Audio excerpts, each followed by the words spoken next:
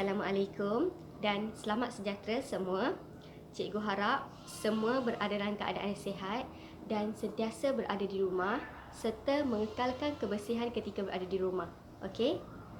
Sebelum memulakan sesi pengajaran dan pembelajaran kita pada pagi ini, cikgu nak tunjukkan satu video dan cikgu nak awak semua perhatikan apa perbuatan yang dilakukan dalam video tersebut. Jom kita saksikan.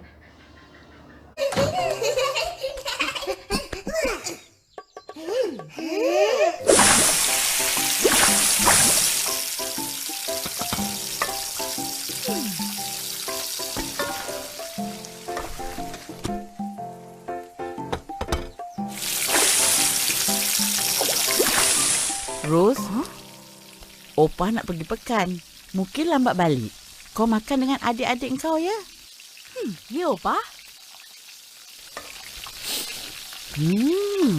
Apa yang kau goreng tu? Telur ikan. Atuk tangkap ikan dengan Opah Ipin tadi. Ada pula telur. Dah lama Opah tak makan telur ikan. Simpankan sikit ya. Dah saksikan video tadi? Awak rasa best tak cerita tadi? Best kan cerita Upin Ipin? Okey, apa perbuatan yang awak nampak? Apa yang Kak Ros buat dalam cerita tadi? Apa? Pandai. Betul. Kak Ros sedang memasak. Kak Ros sedang menggoreng ikan. Pandai. Okey. Untuk pengajaran dan pembelajaran pada hari ini, cikgu nak ajar tentang kaedah-kaedah memasak. Okey, tapi kaedah yang ingin difokuskan hanyalah kaedah menggoreng. Okey, apa itu menggoreng? Menggoreng ialah aktiviti memasak makanan dalam minyak atau lemak yang telah dipanaskan. Terdapat 3 jenis kategori dalam kaedah menggoreng, iaitu menggoreng kering tanpa minyak, yang kedua menggoreng tohor sedikit minyak, dan yang ketiga menggoreng dalam minyak yang penuh.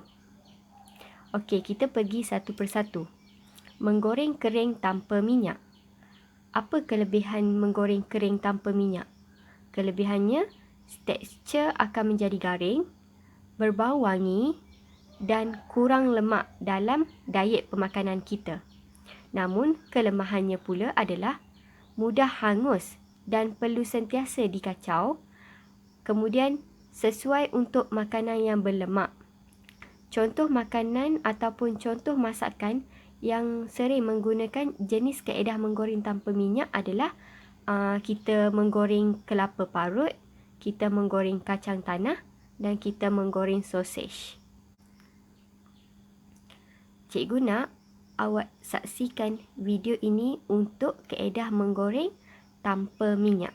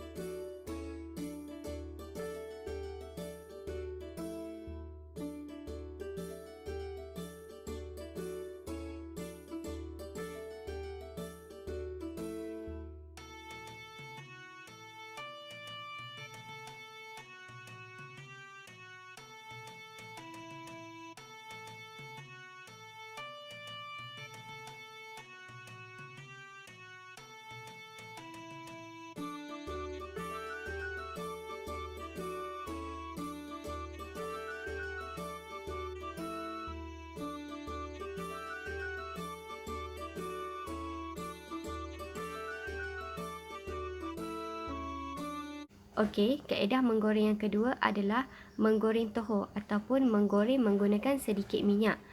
Kelebihan menggoreng tohor adalah kita menggunakan minyak yang sedikit.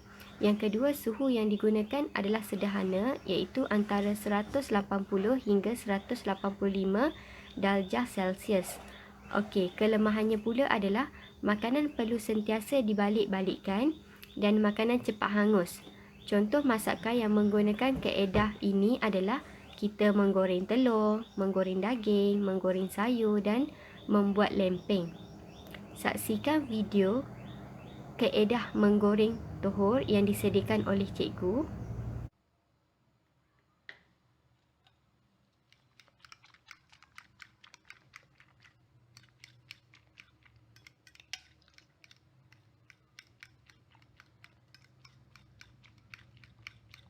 Kita goreng telurnya.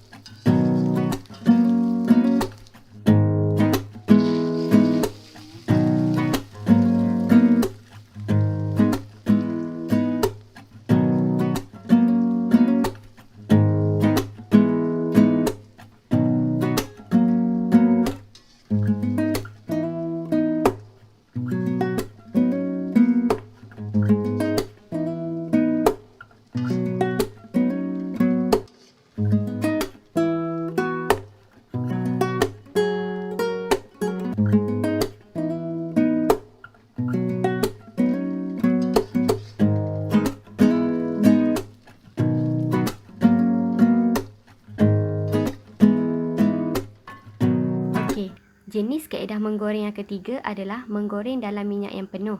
Kelebihannya adalah makanan cepat masak, makanan sedap, garing dan berbau wangi. Namun kelemahannya adalah banyak guna minyak. Apabila banyak guna minyak, secara automatik kos akan bertambah. Kos untuk membeli minyak. Yang kedua, makanan perlu ditoskan selepas dimasak. Toskan menggunakan tisu ke. Okey, yang seterusnya banyak menyerap minyak.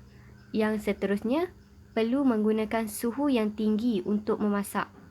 Contoh makanan yang menggunakan kaedah ini adalah memasak ayam berempah, memasak keropok lekor dan memasak pisang goreng. Saksikan video untuk kaedah menggoreng dalam minyak yang penuh.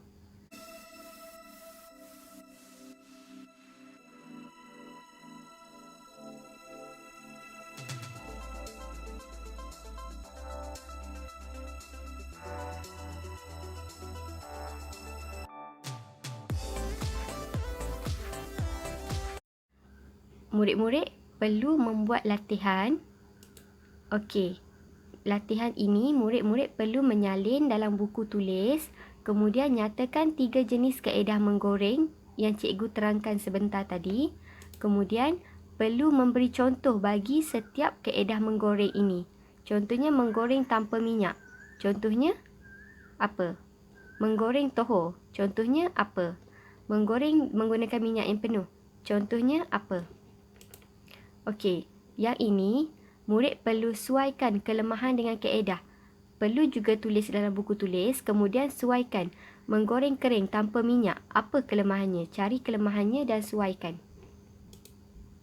Yang ini, sesuaikan gambar dengan kaedah yang sesuai. Okey, sebelum tamatnya sesi pengajaran dan pembelajaran kita pada pagi ini, cikgu nak kita ingat semula apa yang kita telah belajar tadi. Kita telah belajar mengenai 3 jenis kaedah dalam kaedah menggoreng. Yang pertama, menggoreng tanpa minyak. Yang kedua, menggoreng tohor, iaitu menggoreng menggunakan minyak yang sedikit. Yang ketiga adalah menggoreng menggunakan minyak yang banyak. Okey, semoga awak faham dan cikgu nak tengok melalui latihan yang awak buat, sama ada awak faham atau tidak apa yang diajar pada pagi ini. Assalamualaikum dan selamat sejahtera.